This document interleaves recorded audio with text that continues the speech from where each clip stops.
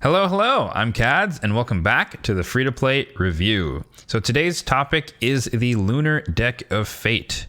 This is going to be a 5-day event, and the way this works is you accumulate lanterns or coins, or whatever you want to call them, the currency, and you get to flip cards to get various rewards. There are 40 cards in total. So if we take a look here into the info tab, you can see these are the potential rewards you could get just by flipping the cards naturally.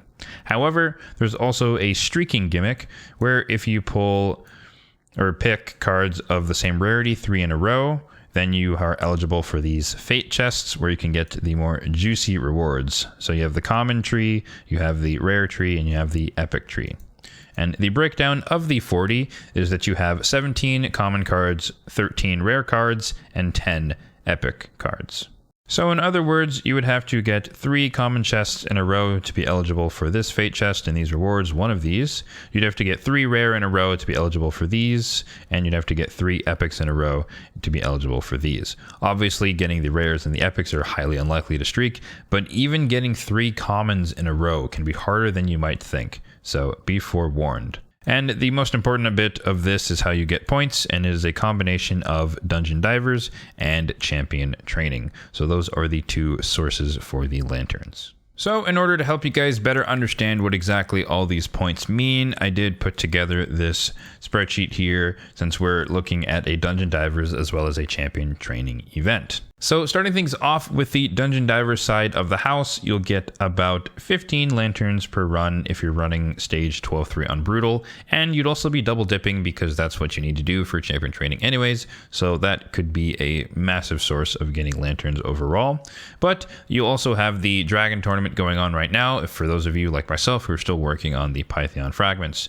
If you're running stage 20, 24, 25, these are roughly about how much you'd get, so 45-ish lanterns per run in a dungeon. For the champion training side of the house, I've calculated it in 2 separate ways. One is cumulative, and what cumulative means is that, for example, a 3-star chicken accounts for the fact that you would have to have made 2 2-star chickens prior and to feed into the 3-star chicken, and thus it is a cumulative score for making 1 3-star chicken, all the way up to a 6-star champion.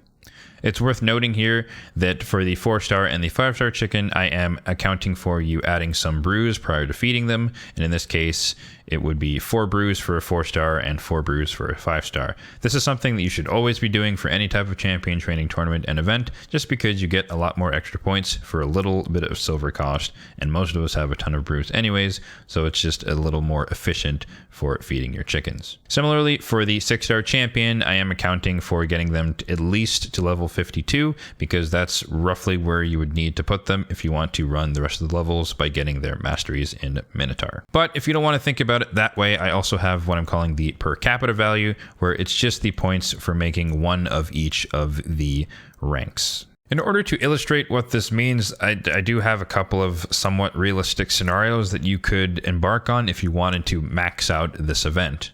You could make 2 6-star champions from scratch, 18,000 points a pop, and that would put you at around 37,000 points overall.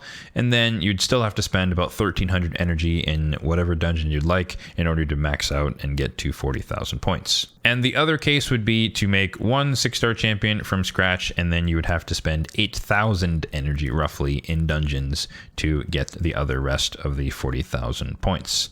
Now, of course, these are overestimates because you will get some credit for doing stage 12-3 brutal and getting any lanterns you get along the way whilst you're making any of the chickens and or the 6-star champion. So that would offset the total energy cost and the time you need to spend in either area. But the point is that it's going to take you a good amount of resources overall to get this done. So with all that said, what is my recommendation as a free-to-play player? In this case, this event is heavily RNG based, so I don't really recommend maxing it out. And you've already seen the numbers about how somewhat ridiculous that might be depending on your resources available on your account. Technically, there are 5 days, so you could spread that energy out over the next 5 days, just like a champion training event could cost 14,000 points over a 5-day period.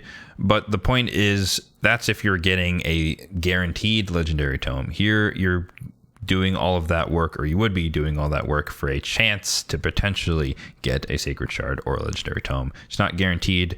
You have to get all the points just to get chances to flip cards, and if you don't flip them in the right order or the right rarity, then you basically just get the baseline rewards and you walk away with none of the Super Juicer rewards. So with all that in mind, I would recommend just doing whatever you're normally doing. So if you're farming the dragon like I am for Pythion, then keep doing that. Get whatever points you get, click on some cards and keep your rewards and move on with your life. But if you have some chickens that you're just dying to use, or some champions you're dying to 6-star in this period, and you just want to try your luck as well, getting as many points as you can over the next 5 days, go for it, by all means. Free stuff is free stuff, and you need to make champions to play the game anyways, but I wouldn't go out of your way to try and max this out just to get potentially nothing from the Fate chests at all. Alrighty, that's going to do it for today's free-to-play review of the Lunar Deck of Fate event. If you found this video helpful as far as recommending what you should do for this event as a free-to-play player, then be sure to drop a like on this video so more people can see it and share in that opinion. If you like the content in general on this channel, then be sure to also subscribe down below. Thanks for watching, and have a good one.